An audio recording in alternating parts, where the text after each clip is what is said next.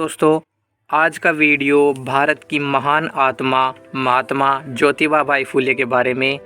Mahatma Jyotiba by फुले जो भारत के महान महात्मा रहे हुए हैं, उनका जन्म 11 अप्रैल 1827 को भारत के पुणे में हुआ था। उनकी माता का नाम चिमना बाई तथा पिता का नाम गोविंद राव था। उनका परिवार कई पीढ़ी पहले माली का काम करता था, अर्थात फूल बगीचे में फूल जो उगाए जाते हैं उनका काम करता था। और वो फूल सतारा से पुणे फूल लाकर फूलों के गजरे आदि का काम करते थे, इसलिए उनकी पीढ़ी फूले के उपनाम से जाने लगी। ज्योतिबा फुले बहुत बुद्धिमान थे। उन्होंने मराठी में अध्ययन किया। वे महान क्रांतिकारी थे, भारतीय विचारक, समाजसेवी, लेखक एवं दार्शनिक थे। यानी अर्थात वो भारत के बारे में भी सोचते थे। भारत की जो भारत में जो भी क्रांतिकारी जो गतिविधि थी उसके बारे में, समाजसेवी, समाज में जो भी गतिविधियाँ चलती है उसमें अपनी सेवा भी देते थे। लेखक थे, बहुत बड़े लेखक थे। लेखन का कार्य भी उनके द्वारा किया जाता था। और दार्शनिक, उन्हें अनेकों स्थान पे जाकर वहाँ की दशा देखना, प्राकृतिक दृश्य देखना बहुत ही पसंद था। वो दार्शनिक घूमने के बहुत ही शौकीन थे। 1840 में ज्योतिबा का विवाह सावित्री बाई से हुआ था। महाराष्ट्र में धार्मिक सुधार आंदोलन जोरों पर था। जाति प्रथा का विरोध 1840 में जाति पाति का जो सिलसिला चल रहा था उसका विरोध करने का जो सिलसिला चल रहा था। और एकेश्वरवाद अर्थात सभी को एक माला में जो मोती होते हैं उसी तरह पिरोने को अमल में लाने के लिए प्रार्थना समाज की स्थापना की गई थी, जिसके प्रमुख गोविंद रानाडे और आरजी भंडारकर थे। उस समय महाराष्ट्र में जाति प्रथा बड़े ही चरम सीमा रूप में फैली हुई थी।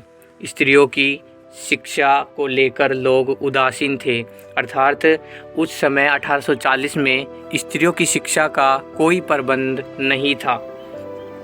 वे अशिक्षित ही रहती थी और उनमें भेदभाव और छुआछूत का बहुत ही कड़ा प्रभाव फैला हुआ था। ऐसे में ज्योतिबा फुले ने समाज को इन कुरीतियों से मुक्त करने के लिए बड़े पैमाने पर आंदोलन चलाए। ज्योतिबा बाई फुले के द्वारा 1840 में स्त्री शिक्षा को बढ़ावा देने के लिए मुहिम चलाई गई। उन्होंने महाराष्ट्र में सर्वप्रथम महिला शिक्षा तथा जो छुआछूत का जो सिलसिला था उसको दूर करने के लिए काम आरंभ किया और स्त्री शिक्षा को बढ़ावा देने के लिए उन्होंने कार्य शुरू किया। उन्होंने पुणे में, भारत के पुणे में लड़कियों के लिए भारत का पहला विद्यालय खोला। इन प्रमुख सुधार आंदोलनों के अतिरिक्त हर क्षेत्र के छोटे छोटे आंदोलन जारी थे।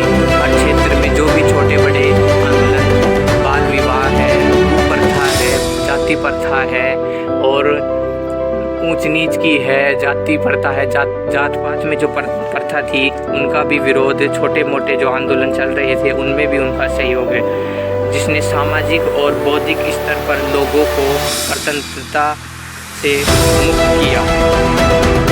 इन सभी कुरीतियों से जो लोगों में असंतोष का माहौल था, इन सभी छोटे छोटे आंदोलनों से वो सब दूर हो गया। लोगों में नए विचार, नए चिंतन की शुरुआत हुई, जो आज़ादी की लड़ाई में भी उनके संबल बने। आज़ादी की लड़ाई जो उस टाइम 1947 में 1947 से पहले जो हमारे देश में जो आज़ादी की लड़ाई चल रही थी उन सब में भी इन सभी कुरीतियों को हटाकर लोगों में जो एकजुटता हुई, उससे भी देश को आज़ादी दिलाने में बहुत सहयोग मिला। इन महान समाजसेवी ने अछूतों के लिए, छुआछूत के लिए, अछूतों अर्थात छुआछूत दूर करने के लिए सत्य शोधक समाज स्थापित किया था। उनका यह भाव देखकर 1888 में सावित्रीबाई फुले में जो समाज सेवी और भारतीयता के जो भी गुण, दार्शनिक गुण, विचार, भारतीय विचार के क्रांतिकारी के समाज सेवी के लेखकता के गुण देखते हुए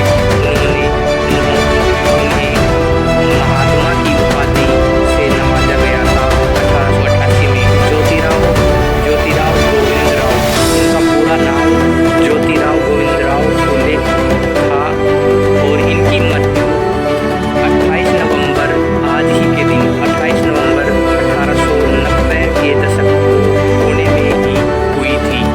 ऐसे महान समाजसेवी, दार्शनिक, लेखक और भारतीय विचार, समाजसेवी, क्रांतिकारी, महान देशभक्त, महान आत्मा को आज के दिन 28 फरवरी को मेरा सत नमन और भावपूर्ण श्रद्धांजलि। जय हिंद।